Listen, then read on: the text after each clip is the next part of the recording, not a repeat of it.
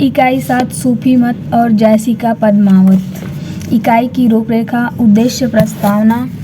सूफी मत, जैसी और सूफी मत, कवि जैसी और उनका पद्मावत। सारांश, शब्दावली, अभ्यास प्रश्न। उद्देश्य। इस खंड की इकाई 5 और 6 में आपने कबीर के साहित्य के विविध पक्षों की जानकारी प्राप्त की है। इसकी इकाई जैसी पर केंद्रित है। इसे पढ़कर आप सूफी मत से परिचित हो सकेंगे। सूफी मत और मालिक मोहम्मद जैसी का क्या संबंध है, इसकी जानकारी प्राप्त कर सकेंगे। सूफी मत के प्रेम के स्वरूप और प्रेम संबंधी जैसी की अवधारणा को रेखांकित कर सकेंगे और जैसी कृत की पद्मावत की अभिव्यंजित प्रेम का अध्ययन कर सकेंगे। प्रस्तावना। मालिक मोहम्मद जैसी को हिंदी का सूफी कवि माना जाता है, इसलिए जैसी के कवि रूप का अध्ययन करने से पूर्व आपके लिए यह जान लेना आवश्यक होगा कि सूफी किसे कहते हैं। हिंदी के सूफी मत नाम से प्रचलित अवधारणा के लिए अंग्रेजी की सूफी और उर्दू को तत्स्वरूप मूलतः अरबी शब्द का व्यवहार होता है। यह एक दार्शनिक अवधारणा है और फारसी का काव्य से चलकर हिंदी काव्य तक आई। हिंदी के जिन कवियों में इस अवधारणा के दर्शन होते हैं वे सूफी कवि कहलाते हैं, जैसे मुल्ला दाऊद, मालिक मोहम्मद जैसी, कुतुबन मंजन, कासिम शाह, नूर मोहम्मद आदि। जैसी का नाम उनसे अग्रगण्य है। मालिक मोहम्मद जैसी को केवल कवि कहा जाए या सूफी कहा जाए, इसको लेकर पर्याप्त विचार विमर्श हो चुका है। यहाँ हम उन्हीं तमाम विचारों के प्रकाश में जैसी के कविता का मूल्यांकन प्रस्तुत करेंगे। इश्क अर्थात प्रेम सूफी मत का एक प्रमुख अंग है और जैसी मूलतः प्रेमाख्यान के कवि। एक अंतर सूफी मत और जैसी दोनों प्रेम संबंधी परिकल्पनाओं का भी अध्ययन करना समुचित प्रतीत होता है। चूँकि पद्मावत जैसी की अमर रचना, इसलिए उक्त ग्रंथ प्रतिपादित प्रेम के स्वरूप का सम्यक विवेचक इस इकाई का मूल अभिष्ट है। सूफी मत। जैसा कि पहले बताया जा चुका है कि मालिक मोहम्मद जैसी को सूफी कवि कहा जाता है, इसलिए सूफी अथवा सूफी मत का अध्ययन आवश्यक प्रतीत होता है। सूफी शब्द का व्युत्पत्ति के संबंध में अनेक तरह से विचार व्यक्त किए गए हैं।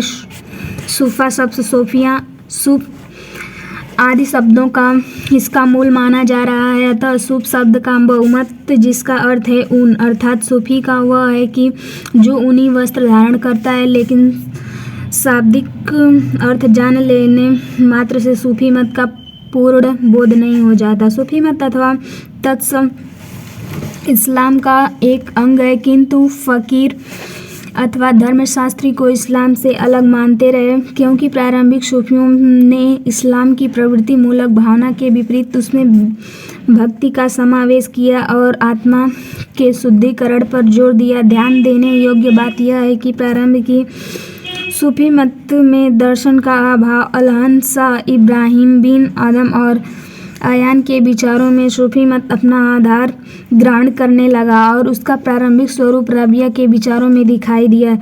सर्वप्रथम रबिया बसरी में प्रेम का उद्दान रूप दिखाई पड़ा और फिर भी तत्सुम आत्मसमर्पण को भाव को बनाने रखना अपना कर्तव्य समझती थी। वह खुदा के प्रेम से इस तरह तदाकार हो गई थी कि शेष सृष्टि के प्रति न तो उसे प्रेम रहा और न ही घृणा। इस तरह आपने देखा कि प्रारंभिक सूफियों ने इस्लाम की शरीयत की विपरीत इस्लाम से भक्ति और माधुर्य का समावेश कर नए दर्शन का आधारशिला रखी। धीरे धीरे सूफी मत का ईसाईयत, नव अफलातूनी मत, भारतीय वेदांत और बौद्ध दर्शन का प्रभाव पड़ने लगा। लेकिन इस सूफी मत में एक नया मोड़ उस समय आया जब जुनैद शिबली और मशहूर हल्लाज और गैर इस्लामी विचारों का व्यक्त करना शुरू किया। मशहूर हल्लाज ने अनहल हक मैं ही सत्य हूँ कहकर इस्लाम के धर्मशास्त्रियों को कुद्र कर दिया।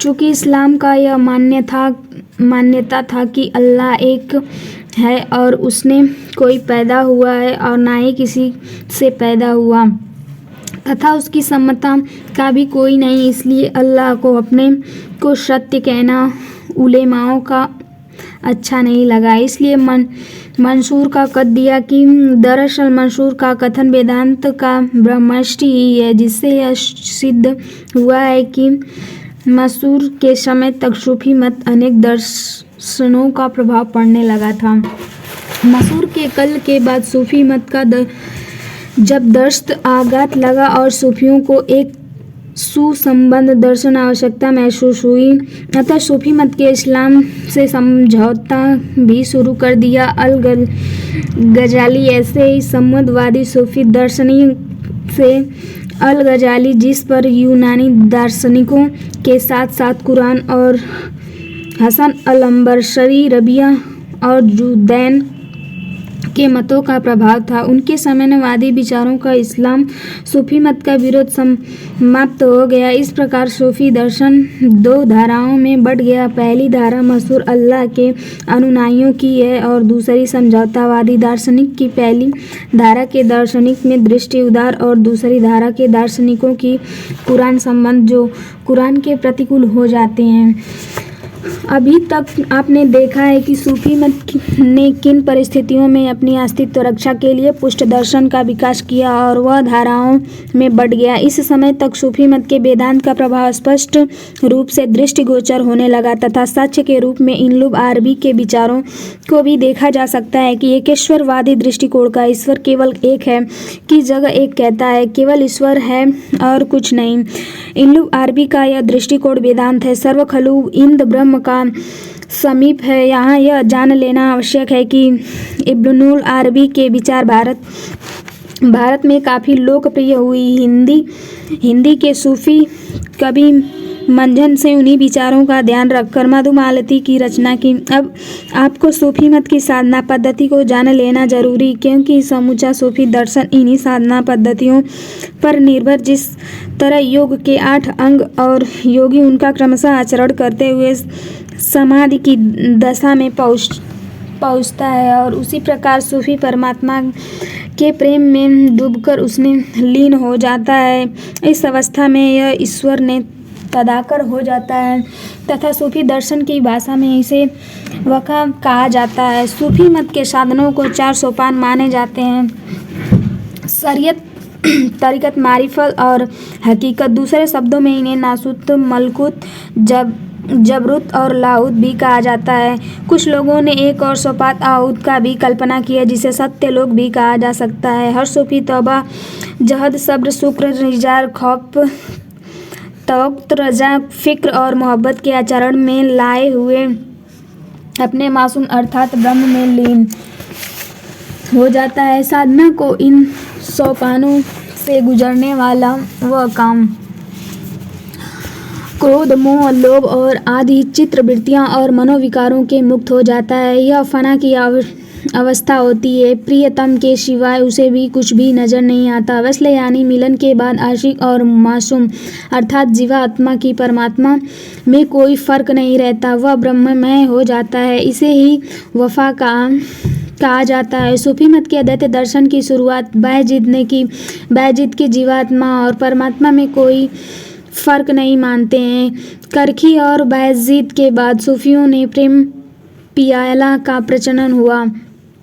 सूफी मत की दार्शनिक पृष्ठभूमि की परिचित होने के बाद उसके विभिन्न संप्रदायों की जानकारी अति आवश्यक है, क्योंकि सूफी कवियों का संबंध किसी एक संप्रदाय से न होकर विभिन्न संप्रदायों से हो रहा है। विभिन्न संप्रदाय सूफी सिद्धांतों की रूपरेखा हुजैरवेरी में प्रस्तुत की। वे एक सूफी साधक का विचारक है और अपनी किताब का कश्फुल मौजूद के उन्होंने उस समय तक प्रचलित 12 संप्रदायों की जानकारी दी। दरअसल भारत से सूफी मत हुवैरी के साथ आया, लेकिन यहाँ पर सूफी मत का क्रमबद्ध इतिहास ख्वाजा मोइनुद्दीन चिश्ती से आने के बाद शुरू हुआ। उन्होंने चिश्तिया संप्रदाय की स्थापना की। ख्वाजा बख्तियार काफ़ी इस संप्रदाय के मशहूर सूफी संत थे। बाबा फरीद उन्हीं के शिष्य थे। बाबा फरीद ने अनेक शिष्यों को ख्वाजा और निज़ामुद्दीन औलिया भी थे। भारत के सूफी मत के अनेक संप्रदाय बने, जिसमें चिश्तिया संप्रदाय, सुहरवादियाँ, कदरियाँ और नक्शबंदियाँ में में अदवी संप्रदाय प्रमुख हैं। चिश्तिया संप्रदाय की दो शाखाएं हुई, पहली निज़ामुद्दीन और औलिया की औलिया संप्रदाय की दूसरी साबिरी संप्रदाय। साबिरी संप्रदाय नामक नई शाखा शेख अलाउद्दीन अली अहमद साबित के स्थापित की। अमीर खुसरो और लखिया औलिया शाखा के थे और वे निज़ामुद्दीन औलिया के शिष्य थे। सुहरवर्दियों संप्रदाय की ख्याति प्राप्त था। यह संप्रदाय महसूस संत शेख शहाबुद्दीन सुहरवर्दी के नाम पर कायम हुआ। इस संप्रदाय के दो विख्यात संत शेख हमीउद्दीन नागौरी और शेख बहाउद्दीन जाकरिया सुहरवर्दी के लिए शिष्य जिन्होंने भारत भेजा था। बाद में इसे संप्रदाय की 2-3 शाखाएं और बनी। हिंदी के सूफी कवि कुतुबन सुहरवादिया संप्रदाय के थे। गादिरिया और नक्शबंदिया संप्रदाय बहुत बाद के हैं। हिंदी के सूफी कवियों का संबंध इस संप्रदायों से नहीं है। मेंदवी संप्रदाय के संस्थापक मीर सैयद मोहम्मद जौनपुरी थे। उन्होंने स्वयं को मेंदी घोषित किया। शेख बुरहान इन्हीं परंपरा में थे कि हिंदी के प्रमुख सूफी कवि मालिक मोहम्मद जैसी का संबंध इसी मेंदवी संप्रदाय से था और वे शेख बुरहान के शिष्य थे। जैसी और सूफी मत।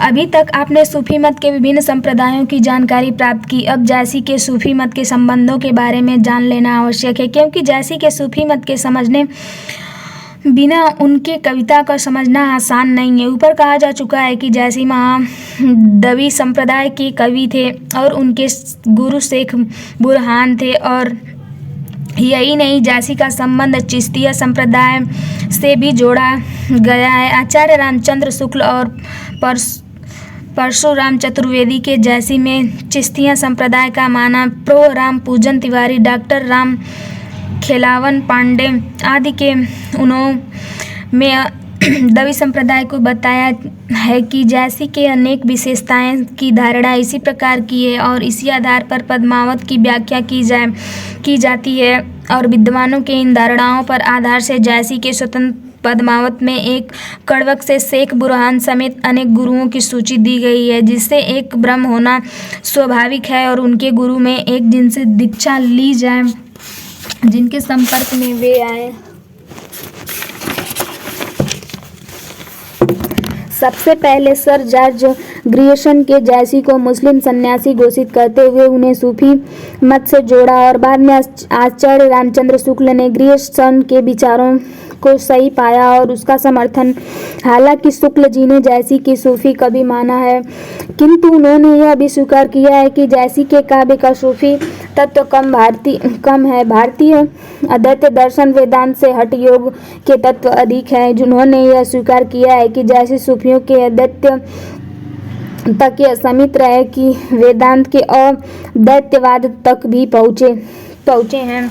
इसी प्रकार pro Parshuram Chaturvedi, doctor Ram Khelawan Pandey, pro Ram Pujan Tiwari, doctor निवास बन्ना और प्रो हसन अस्करी ने भी जैसी की सूफी मत जोड़ने हुए मतवाद की व्याख्या की है। हालांकि उन्हें पद्मावत की सूफी दर्शन से कम नहीं हुए हैं। इन विद्वानों ने विचारों से सहमत होकर जैसी को सूफी कवि मान लिया और पर्याप्त है। जैसी अगर हिंदी के सूफी कवियों में सर्वश्रेष्ठ और पद्मावत सूफी मत के प्रतिपादित करने वाला श्रेष्ठ ग्रंथ है, तो उसमें रूपक का भी सफल निर्वाह हुआ होगा। यह कैसे हो सकता है कि एक श्रेष्ठ सूफी कवि ने अपने काव्य का सूफी मत का ठीक से निर्वाह न कर सके, मगर हुआ ऐसा है कि पद्मावत के आधार पर जैसी को न तो सूफी कवि कहा जा सकता है और न ही पद्मावत की सूफी प्रेमा व्याख्यान काव्य।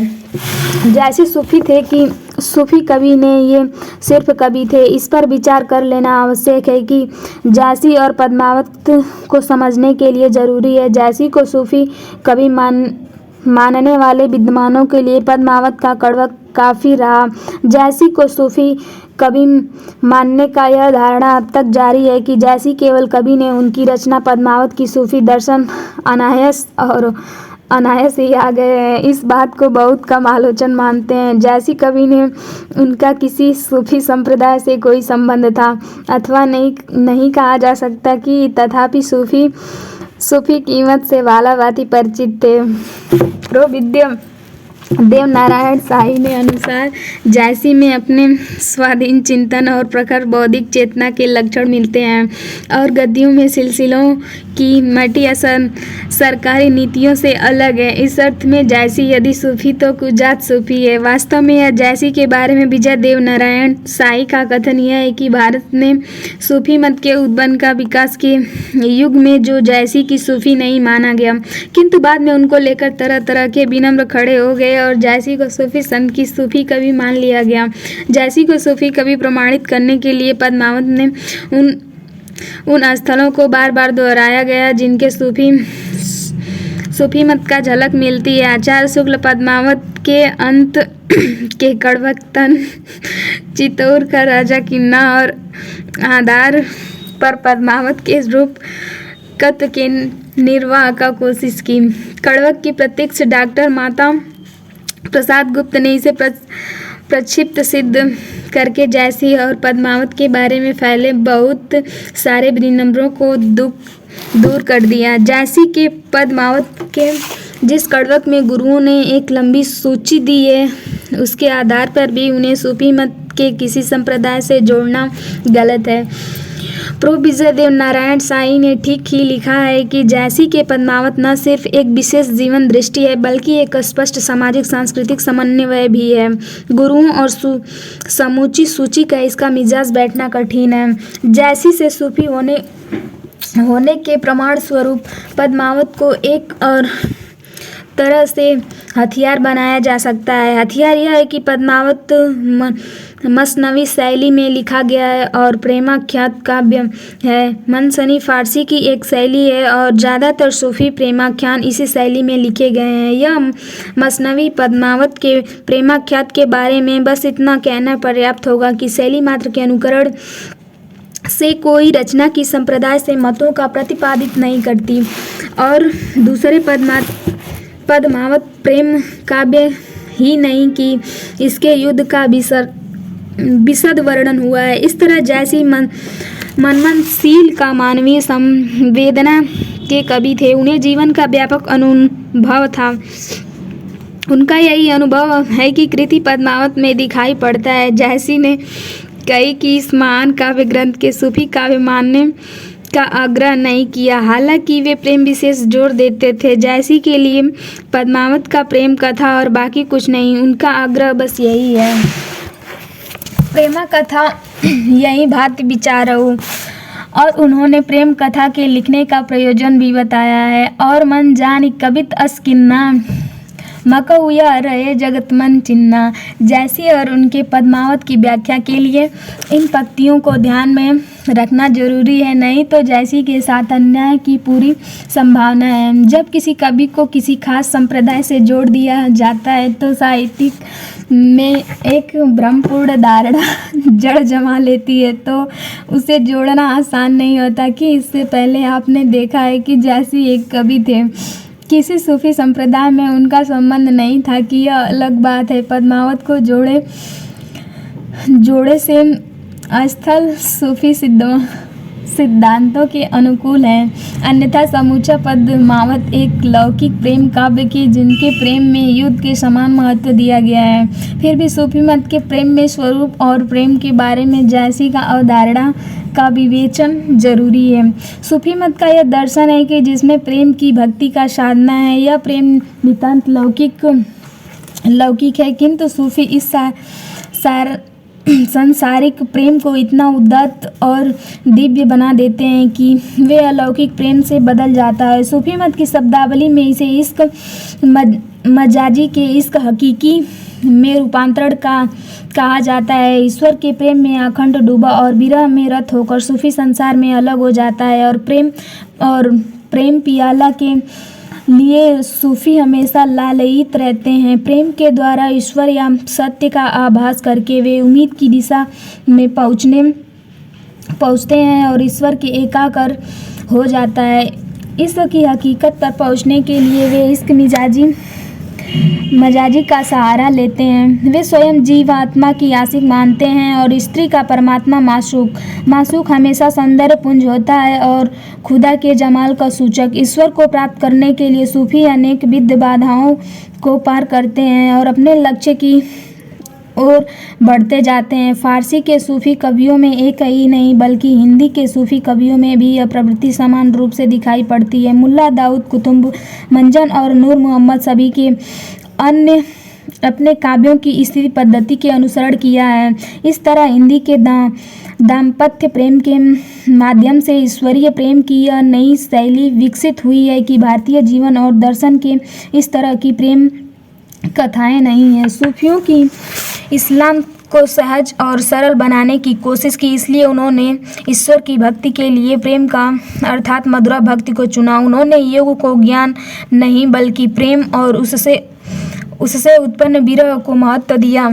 जैसी के लिए इस प्रेम में सांसारिक प्रेम को ईश्वरीय प्रेम माना है। प्रेम के स्वभावना को मुक्ति मिल जाती है। प्रेम सौंदर्य से उत्पन्न होता है, अतः सूफियों के ईश्वरीय सौंदर्य को अपना मासूक से ही देखा।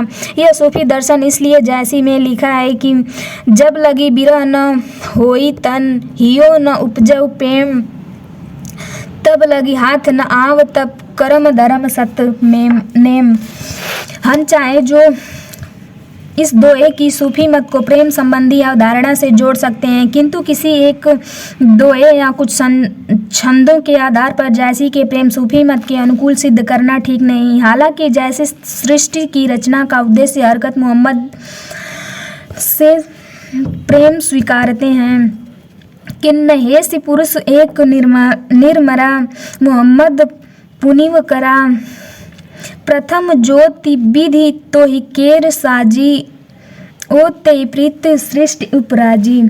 जैसी के व्यक्तित्व के दो रूप हैं। जन्म के मुस्लिम होने के कारण जैसी कि इस्लाम और हजरत मोहम्मद की आस्था स्वाभाविक है, लेकिन यह जरूरी नहीं है कि तत्कालीन सूफी संप्रदायों से भी यह संबंध हो रहा है।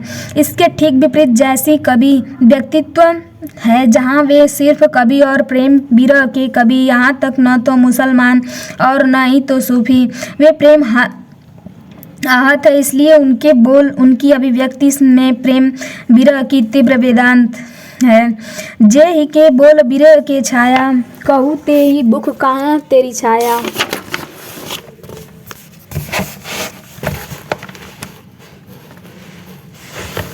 इसलिए उन्होंने पद्मावत का उपसंहार करते हुए यह स्वीकार किया कि इस कथा का पद्मावनी कथा को मैंने जोड़कर सुनाया है, यानी अपनी उर्वरक कल्पना के द्वारा इसका निबंध किया है कि कड़वक ने उन्होंने प्रेम की पीर राकत की लेई और नैन जल की भीगी गाड़ी प्रीति की भी चर्चा है। आगे उन्होंने लिखा है, औ मन जानी कबित अस्किन्ना मकू यह रहे जगत म चिन्ना, अर्थात मैंने सोच विचार कर जो मुझे अच्छा लगा ऐसे काव्य की रचना है। जाहिर है कि जैसी की मतांतर के चक्कर में न पड़ कर स्वच्छंद रूप से प्रेम को अपनी भाषा में व्यक्तित्व करने की बात कर रहे हैं। यश प्राप्ति तो अगला उद्देश्य है कि पद्मावत की संरचना को देखते हुए साई के शब्दों में यह कहना गलत न होगा कि पद्मावत में सूफी तत्व है, लेकिन वे कथा के प्रधान अंश नहीं। यदि पद्मावत में उन गिनचुने अंशों का निकाल दिए जाए तो वे पद्मावत पर हर कोई फर्क पड़ेगा और न ही जो जैसी को प्रेम संबंधी दृष्टि पर। मानवीय संवेदना में स्वच्छंद कवि जिस तरह नागमंती के विरह वर्णन में रमता है और उसी प्रकार तोते पर उड़ जाने का पद्मावती के दुख से भी शरीक होता है, और इस तरह प्रेम की पीर का यह कवि अपने बौद्धिक संगनता और रागात्मक वृत्ति में इतिहास और लोक कथा के समवत में लगा देता है। यहाँ न कि एकेश्वरवाद और न ही एक अद्वैतवाद, यहाँ विशुद्ध प्रेम में और एक प्रेम परंपरा से जुड़ा हुआ है। जैसी से पहले प्रेम पर बहुत कुछ लिखा जा चुका है। जैसी और उससे परिचित इसलिए जैसी बहुत ही नम्रता के साथ यह स्वीकार करते हैं कि मैं तो सभी कवियों के पीछे चलने का ही सब कवि के पछली लगा। श्रेष्ठ कवियों के पीछे चलने वाले इस कवि को सब कुछ जानना पहचानना है। उससे भारतीय फारसी और काव्य परंपरा से प्रेम स्वरूप की जानकारी मिलती है। इतिहास की भी ये जानकारी है कि लोक भी है, इसलिए सबका सम्मान करने का सफल रहा। यदि उसके पद्मावत की सूफी मत आ गया तो यह आकस्मिक नहीं है कि क्योंकि वह दौर की अनेक मत मानांतरों की अध्याय तुम दर्शन का है। इसके बीच तो जैसी ने प्रेम मानवीय स्वरूप को बचाए रखा, यह जैसी की सबसे बड़ी खूबी है। जैसा कि पहले कहा जा चुका है कि जैसी किसी मत मानांतर के चक्कर में पड़कर स्वच्छंद रूप से प्रेम को न था नया स्वरूप दे रहा है, इसलिए इसका जैसी कवियों में प्रेम स्वरूप सूफी मत प्रचलित प्रेम में अलग है। यही कारण है कि उनका प्रेम मानवीय संवेदना से भरा हुआ है। आचार्य रामचंद्र शुक्ल सूफी मत के आधार पर पद्मावत की व्याख्या करते समय पद्मावत ने प्रेम विरह और खास तौर पर नागमती वियोग खंड में काफ़ी रम गए हैं। नागमती वियोग खंड में स्त्री का कोमल भावनाओं का मार्मिक चित्रण हुआ है। इसे शुक्ल ने भी माना है कि इसलिए जैसी की सूफी मानकर पद्मावत में रतन सेन पद्मावती की लौकिक प्रेम में अलौकिक प्रेम का मान ठीक नहीं है, क्योंकि इससे रूपक का निर्वाह नहीं हो पाता। पद्मावत की जैसी इस दृष्टि से लिखा भी नहीं जाता। इसे केवल संयोग में कहा जाएगा कि मुसलमान थे लेकिन इस्लाम धर्म के ऊपर सर्वभाविक प्रेम के कवि थे। जैसी शुद्ध रूप से प्रेम के कवि, इससे बढ़कर जैसी जन कवि जिन्होंने लोक प्रचलित रतन सेन पद्मावली का लोक कथा के रूप में सुरक्षित रहने दिया।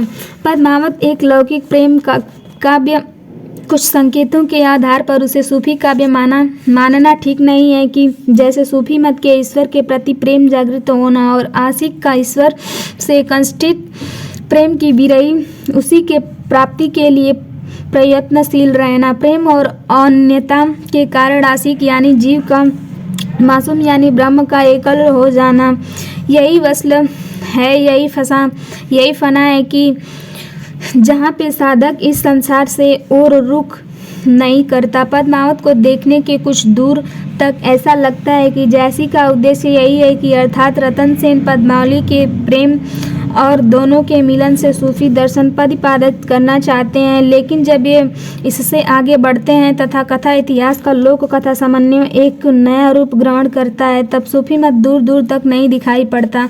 रतन सेन के पद्मावती के साथ चित्तौड़ आने, पद्मावती के नागपति के समान रूप से पत्नी तत्व का व्यवहार करने, पद्मावती का नागपति सौतिया हाट अल्लाउद्दीन से देवपाल द्वारा पद्मावती ने प्राप्त करने की कोशिशें और रतन सेन की मृत्यु के बाद पद्मावती का नागमती द्वारा सती होने आदि सूफी मत कहा है। अगर नागमती दुनिया का धंधा है और अल्लाउद्दीन माना गया है तो रतन सेन अपने अभीष्ट लक्ष्य के प्राप्ति के पुनः उसी दुनिया धंधे और माया के क्यों फंसने के लिए वापरा आता हुआ। वैसे भी अल्लाउद्दीन का माना हुआ रूप ठीक नहीं है।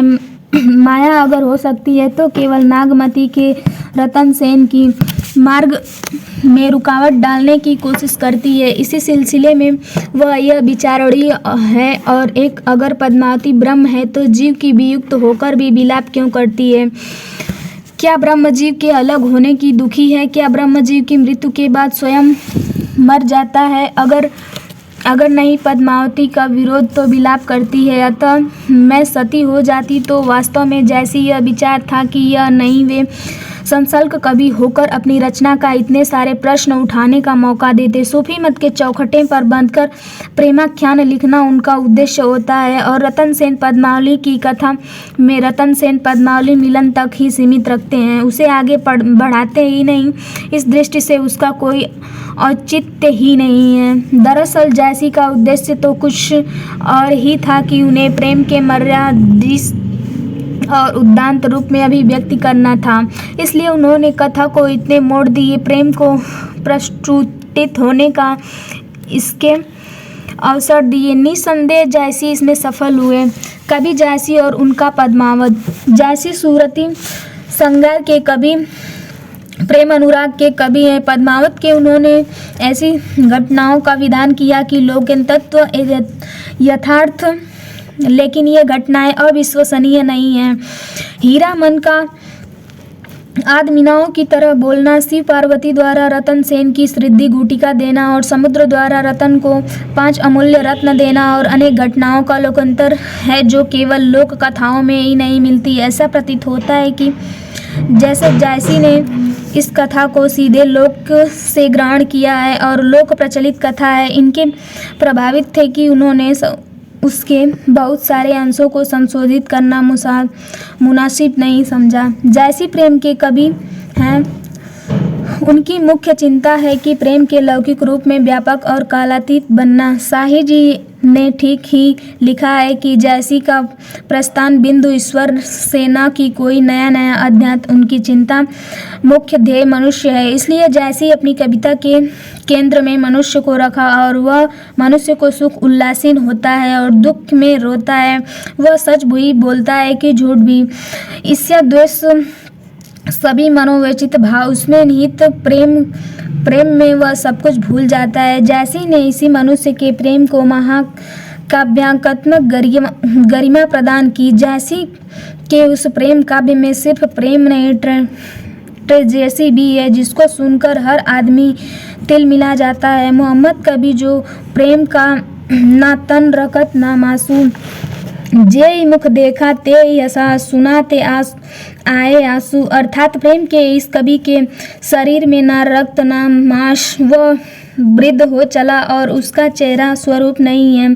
इस कवि को जो भी देखता है और उसे हंसी आती है, लेकिन जब वह उसकी त्रासद प्रेम कथा को सुनता है तो वह रोए बिना नहीं रहता। जैसी की शक्ति को ध्यान में रखते हुए यदि पद्मावत को देखें तो साफ पता चलता है कि प्रेमाख्यान की एक निष्ठ प्रेम तो है, किंतु उसमें जैसी के ट्रेजिक विजन भी है। पद्मावत का रतन सेन और पद्मावती का प्रेम सीधा सपाट नहीं है, यह अनेक विघ्न बाधाओं को गुजरता हुआ चरम बिंदु का पहुंचता है। ध्यान रहे तो जैसी से प्रेमाख्यात इतिहास में लोक कथा की अपनी कल्पना से सम्मिलित करके लिखा।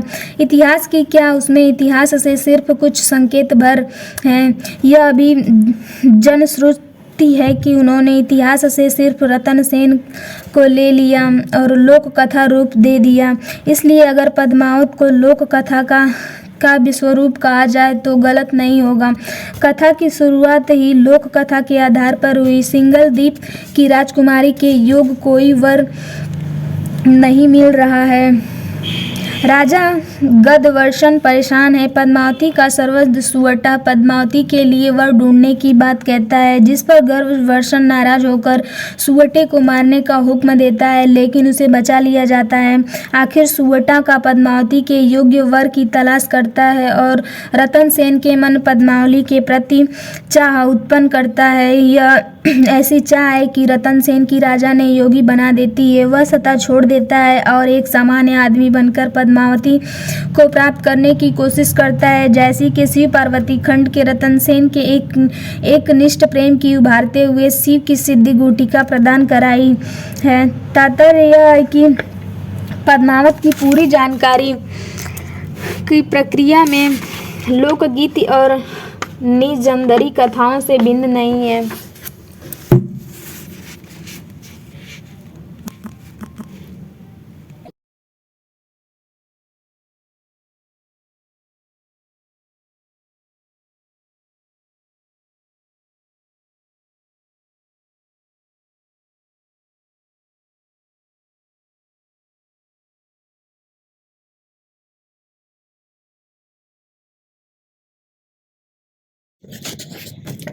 पद्मावत के दूसरे भाग्य में इस स्वरूप को बनाए रखने और प्रेम की महत्ता स्थापित करने के लिए जैसी के ऐतिहासिक कथा को भी लोक कथा बना दिया है। आचार्य रामचंद्र शुक्ल ने यह स्वीकार करते हुए लिखा है कि प्रेम के स्वरूप दीर्घ दर्शन जैसी के स्थान स्थान पर किया है। कहीं पर यह स्वरूप लौकिक ही दिखाई पड़ता है और एक लौकिक बंधन में परे जैसी की दृष्टि का लौकिक प्रेम के आगे बढ़ी हुई है। वे प्रेम में यह विशुद्ध दिखाना चाहते हैं कि भगवत प्रेम में परिणय हो सकेंगे, लेकिन जैसी कृत पद्मावत की यह निम्नलिखित चौपाइयों का ध्यान दिया जाए तो साफ जाहिर होता है कि रतन सेन सिर्फ पद्मावती के अलावा कुछ नहीं चाहता। पद्मावती की तरफ वह स्वर्ग नरक सब एक तरफ, ना हो स्वर्ग ना हो राजू ना मोहि नरक शेत कुछ काजू, चाहो ओहि कर दर्शन पावा, जे मोहि आनी प्रेम पथ लावा। इसलिए रतन सेन पद्मावली को प्राप्त करने के लिए, उसकी एक झलक पाने के लिए, पर्वत को क्या, आकाश की ऊंचाइयां नापने के लिए तैयार है।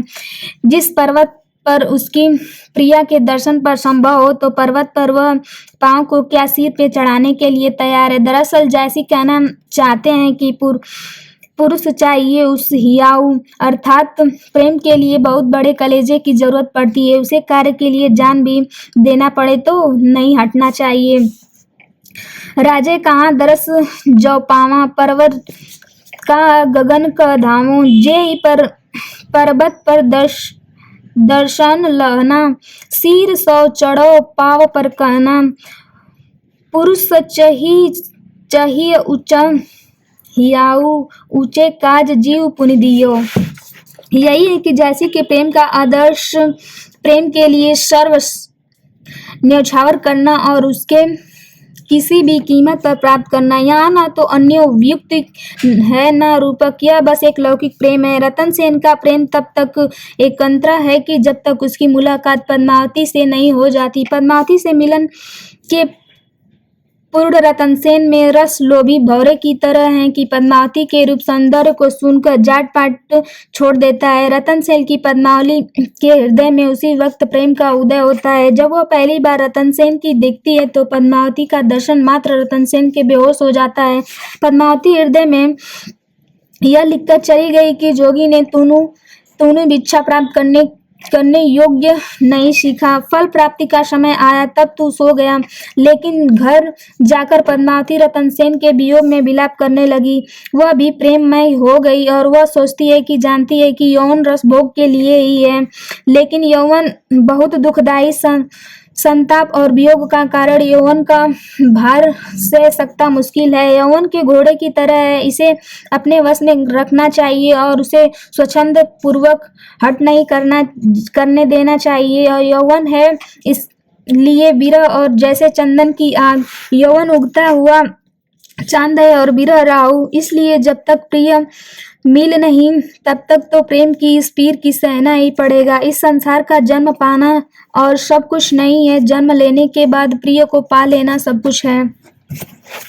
तुम पुनि जाऊ बसंत लेई, पूजी मना बहुदेव, जीव पाई जग जन्म है, पीऊ पाई कैसे। तात्पर्य यह है कि रतन सेन की पद्मावती एक दूसरे में प्रेम विरह की अलग अलग जल रहे हैं। मैथिली शरण गुप्त की उर्मिला भी तो यही कहती हैं, दोनों और प्रेम पलता, सखी पतंब जलता, दीपक भी जलता है। रतन सेन पद्मावली के प्रथम मिलन में ही यह प्रेम प्रस्फुटित होता है कि यह निरंतर विकसित होता है और यह रूप ग्रहण कर लेता है। इसको यह लक्ष्मी समुद्र खंड भी देख सकते हैं और पद्मावती नागपति सती खंड भी है। यह ऐसे प्रेम को लेकर जैसी को श्रेष्ठ लोक कथा लिखी। प्रेम कथा के लिए ऐसे भी प्रेम आदर्श हो चुके हैं कि विजय देव नारायण शाही ने लिखा है कि पद्मावती जिंदगी का दर्शन नहीं, जिंदगी है वह जैसी का नसयुक्त नहीं, जैसी की कविता है। वास्तव में यह कविता दर्शन हो सकता है कि किंतु कविता का दर्शन नहीं होती। जैसी की ऐसी एक कविता रची हुई है कि जिसमें दर्शन तो है किंतु वह दर्शना मात्र नहीं है, अर्थात पद्मावत ने किसी दार्शनिक आधार को नहीं ग्रहण किया है। जैसी ने खुद अपना अलग अलग दर्शन बनाया है, प्रेम का दर्शन, और यह एक दर्शन परंपरा के अलग नहीं है। रतन सेन के एकांतरिक प्रेम जैसी का प्रिय नहीं है, उसके प्रेम को विस्तार देना चाहिए। इसलिए उन्होंने रतन सेन को नागमती की याद दिलाकर उन्हें पुनः चित्तौड़ का उन्मुख किया है कि यदि जैसी का उद्देश्य पद्मावत को सूफी ग्रंथ बनाना है तो वे ऐसा ही हरगिज नहीं करते। जैसी ने दाम्पत्य प्रेम में ही प्रेम की पूर्णता देखते हैं। नागमती की संभव है कि इसलिए जैसी की पद्मावती की पूरी कथा और प्रेमिका की बने रहने देना युक्त समझा। कविता के लिए प्रेम चाहिए कि पद्मावती में ही और वे पूर्णता की दाम्पत्य में होती है, जो नागमती की रतन सेन पद्मावती का साथ चित्तौड़ वापस आता है। चित्तौड़ में सिंघन द्वीप की यात्रा पद्मावती को प्राप्त करने के सारे उत्क्रमों के बीच लंबा समय बीत जाता है। नागपति को अपने पति की याद आती रहती है और उसके विरह में तड़पती रहती है।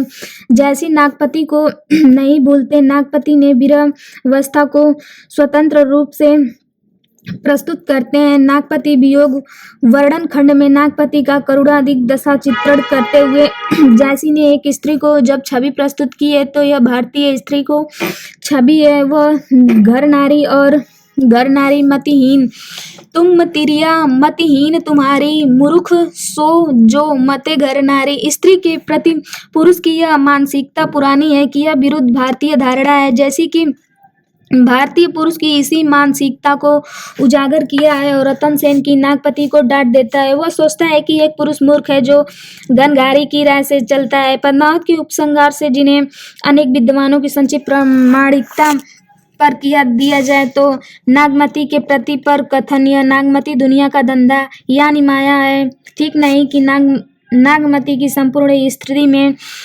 सभी मानवीय गुण है। वह अपने पति के डूबकर प्यार करती है, उसके बिछुओं पर तड़पती है, पति को उसने दूर करने वाले छुआ को कोसती है क्योंकि वह उसके पति को ही नहीं ले गया बल्कि उसके जान लेकर चला गया। सुआ काल होई ले गया पीऊ नहीं जात पर बीऊ। नागमती आशा और निराशा में डूबती उतारती रहती है और वह अपने पति की दो मीठे बोल सुनने के लिए बेचैन है। असीम दुख में भी वह अपने को समझाती है कि वह विरह क्षणिक है। सरल लोभी और भौरा में कमल के फूल के पास चला गया है और वह क्या हुआ, उसे यह मालवी पुष्ट की याद आएगी तो वह वापस लौट आएगा। जैसे कुछ दिनों तक वह सूखा रहने के बाद सरोवर पुनः जल से भर जाते हैं, वैसे उनके वीरवी जीवन में सुख का संचार होता है। लेकिन नागमती को दुख कम नहीं होता, दिन दिन बढ़ता ही जाता है और वह हारकर भी भौरे की कौवे से संदेह बेचती है और जाकर मेरे पीऊ को कह दो कि वह नागमती तुम्हारे वियोग में आग जलकर मर गई है और उसी के धुएं में हमारा रंग काला हो गया है और शरीर से बूंद भी खून नहीं बचा है। रति रति सी रिसकर वह आंखों से बहकर निकल गया। वह खून की आंसू रोती है और उसके आंसू जमीन पर गिरते हैं और धारा बनकर बहने लगते हैं मानो कि बिरह हुटियां रेंग रही हों। रतन सेन को यह नहीं आता कि नहीं आया। नागमती उस बिरह में आग सहती रही और जिसे गिरी समुद्र शशि रवि को मेघ तक नहीं सही पाती। नागमती सती और पवित्रता और रतन सेन की व्याहता आखिर वह हार कर मान लेती हैं कि उनकी पीऊ नहीं आएगा क्योंकि वह जिस देश में गया है वह वापस हेमंत वसंत और कोकिका पपीहा कुछ भी नहीं जिनको याद कर वह वापस आए। नागमती वियोग वर्णन की जैसी के कभी हृदय की सारी तरलता करुणा और संवेदना मोम की तरह पिघल गई। जैसी की तरह तमन्यता के लिए नागमती के वियोग का चित्रण किया है उतनी ही तमन्यता से पदावली का नहीं। इसलिए संपूर्ण पद्मावत के नागमती वियोग खंड कवित्व की दृष्टि से सबसे अधिक सशक्त और मार्मिक है। सीता का वियोग वर्णन तुलसीदास को भी इतनी सफलता नहीं की मिली कि जितनी जैसी को नागमती की वियोग दर्शन वर्णन है। नागमती वियोग वर्णन जैसी 12 अमाशा का प्रयोग किया है और बिल्कुल लोक गीत के तर्ज पर। भारतीय लोक गीतों की 12 अमाशा पर परंपरा बहुत पुरानी है। लोकप्रिय 12 अमाशे की शुरुआत प्रायः आषाढ़ से की जाती है।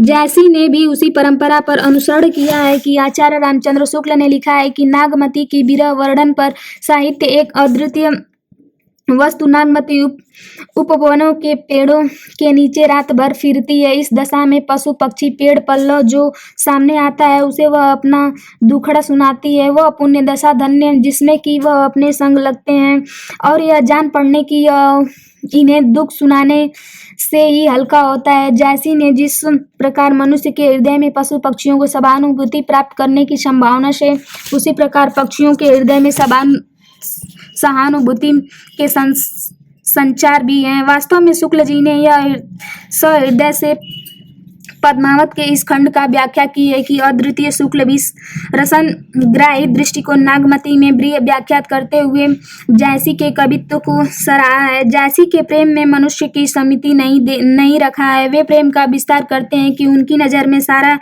अगजग प्रेममय है। पद्मावती यदि सुबह की उड़ जाने की दुखी होती है तो दुख के क्षणों में नागमती अपनी यथा कम करने के लिए पशु पक्षियों से बातें करती है और प्रेम को व्यापकता प्रदान करने के लिए जैसी से रतन सेन के राजा योगी में बना दिया है। पट रानी नागमती के सामान्य स्त्री के रूप में चित्रण किया है कि इस चिंता को डूबी हुई कि पुष्य नखत सिर ऊपर आवा, हौ बिनु ना मंदिर को छावा।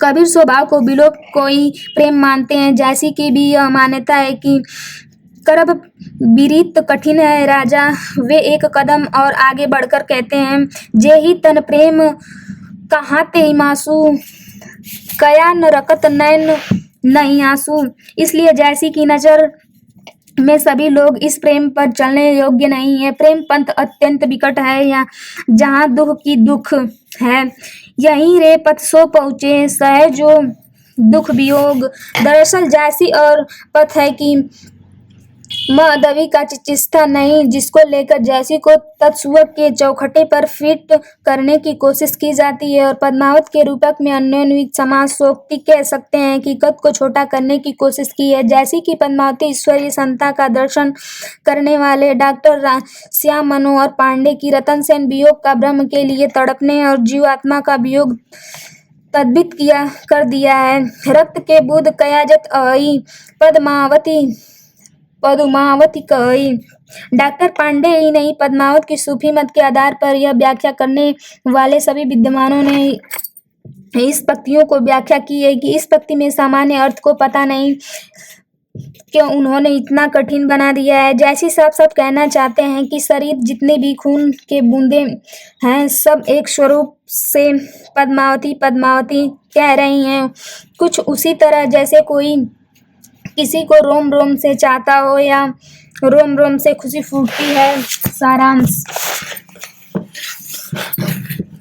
इस इकाई में आपने सूफी मत जैसी को उनके पद्मावत का अध्ययन किया है। सूफी मत एक दार्शनिक अवधारणा है और फारसी काव्य से होती है, हिंदी काव्य का तक आई है। मालिक मोहम्मद जैसी की चर्चा सूफी दर्शन की इस प्रचलित धारणा से आधार पर की जाती है और उन्हें हिंदी साहित्य सर्वश्रेष्ठ सूफी कवि कहा जाता है। सूफी मत का आधार इश्क अर्थात प्रेम है। सूफी शब्द की व्युत्पत्ति की भारत के सूफी संप्रदायों के संदर्भ में आपने देखा कि जैसी का संबंध में दवी संप्रदाय से जोड़ा जाता है और उनका गुरु शेख बुरहान से बताया जाता है कि जैसी ने अनेक गुरुओं से दीक्षा ली है और आपने सूफी मत और अनेक दर्शनों के प्रभाव का भी अध्ययन किया है। लेकिन जैसी ने पद्मावत से कुछ थोड़े से स्थल हैं जो सूफी सिद्धांतों के अनुकूल हैं। बाकी संपूर्ण पद्मावन लौकिक प्रेम काव्य है जिसमें प्रेम और युद्ध के समान महत्व दिया गया है। दरअसल जैसी के दो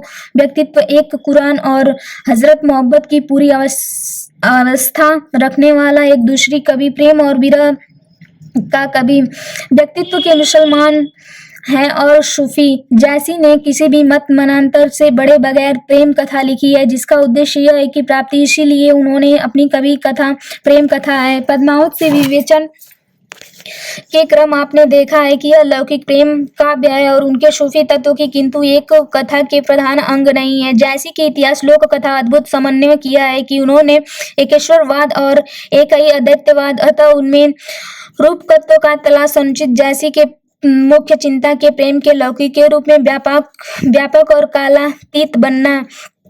वे प्रेम और विस्तार करते, उनकी नजर में सारा जग प्रेम मत। पद्मावन की सूफी मत के अलावा भारतीय वेदांत और हठ योग यदि आयांश ही नहीं आए कि जैसी का उद्देश्य किसी दर्शन पर सिद्धांत प्रतिपादित करना नहीं है। सारांश यह है कि जैसी प्रेम पंथ की अनुयायी है। तुलसी की सारा संसार सियरामय प्रतीत होना है कि जैसी के प्रेम में, इसलिए उन्होंने प्रेम इतनी व्यापक सामाजिकता प्रदान की है कि जैसी के प्रेम सामाजिकता की पद्मावती शिव मंदिर गगन और प्रसंग देखा जा सकता है। यहाँ हर वर्ण में जाति स्त्रियां मौजूद होती हैं, मनुष्य की नहीं। जैसी कि मनुष्य के सुख दुख में पेड़ पौधे और पशु पक्षियों को सहभागी बना दिया जाता है। जैसी में प्रेम तीव्रता सिर्फ स्त्रियों में ही नहीं दिखलाई।